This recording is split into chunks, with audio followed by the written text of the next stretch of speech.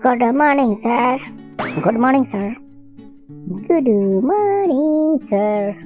Morning morning boss, তোরা সবাই আজকে অন্যরকম একটা ক্লাস করব। কিরকম স্যার? আজকের ক্লাসটা হলো যে তোদের বাজারের অভিজ্ঞতা কার কার আছে।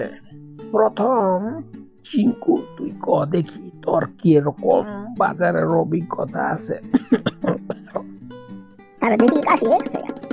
হ্যাঁ বল দেখি, বাজারের অভিজ্ঞতা তোর কিরকম আছে, কি কি সবজির লোকে কি কি মানায়। যেমন তোরে বোয়াল মাছ আনতে দেওয়া হলো, ঠিক আছে, এখন বোয়াল মাছ দিয়ে কি সবজি রান্না করা যায় তুই বল দেখি।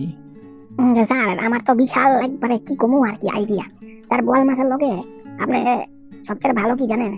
বোয়াল মাছের লগে ডালের বড়ি দিয়া আর ডাটা দিয়া মানে একটু আলু দিয়া খাইতে খুব ভালো লাগে। এরে বাবরে, এটা আবার কি, তুই বোয়াল মাছের লোকের ডাটা আবার ঢুকাই দিছস? এটা খাইয়া ভাল লাগবে নাকি? না, ভাল লাগে নাই তোরটা। বড়িটা ঠিক আছিল, কিন্তু তোর ইয়েটা ভাল লাগে নাই। বোয়াল মাছের লগে প্লেন আলু দিয়া খাইতে ভাল লাগবো, কিন্তু লগে ডাটা দিলে তো ভাল লাগবে না রে, ভাল লাগে নাই। দিব এইবার বিটকেল ক দেখি। স্যার কি মাছ, বোয়াল মাছ কমু না অন্য কিছু কমু? আপনি কোন দেখি। না তুই তো ক দেখি ইলিশ মাছের লগে কেমনে ভাল লাগবো, বাজার কি সবজি ভাল লাগবো ক। স্যার ইলিশ মাছের লগে দেখেন কত কিছু রান্না করা যাবে। ইলিশ মাছ দিয়ে আপনি যদি ওই আলু বেগুন দিয়ে করেন, বাস ফার্স্ট ক্লাস খাওয়া। 1 নম্বর। 2 নম্বর হলো ইলিশ মাছ দিয়ে সরষা দিয়া ভাপা করতে পারেন, খুব ভালো লাগবে খাইতে। কিন্তু গ্যাস হয়ে যাবে, এটা লাগে একটু সাবধান, কারণ আজকালকার মানুষের বেশি গ্যাস ট্যাস হয়। তবে আগে থেকে গ্যাসের ওষুধ খাওয়া লাগবে, এটা কিন্তু সাবধানতা অবলম্বন করতে লাগবে। স্যার আমি আগেই সাবধান করে দিই, পরে কইেন না খায়া টায়া পরে বিপদে বললে আমার দোষ হইব। তারপরে দেখুন ইলিশ মাছ দিয়া সুন্দর আপনার কি কয় ভাপা তো কইলাম, তো পাতুরি তো কইলাম, আর এমনি প্লেন আলু দিয়া ঝোলও করা যায়। ইলিশ মাছের লগে ডাটা দিতে পারেন, ডাটা দিলেও খাইতে ভালো লাগে। বেশ বেশ রে, তোর খাওয়াটা মোটামুটি মুখরোচক, ঠিক আছে। এইবার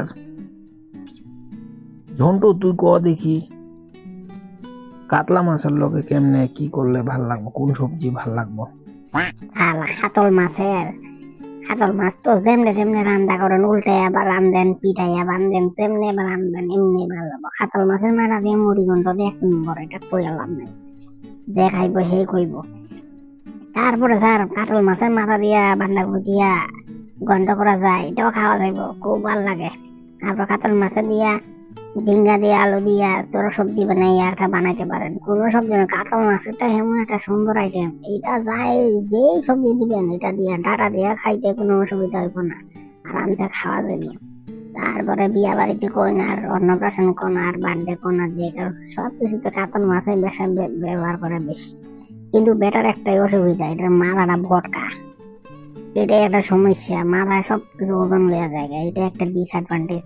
কিন্তু রুই মাছের থেকে কাতল মাছের ইয়েটা বেশি, সুতরাং রুই মাছের থেকে কাতল মাছটা সবসময় ব্যবহার করে মানুষ বেশি, কিন্তু এটার মাথাটাই সব মার্ডার করে দিচ্ছে।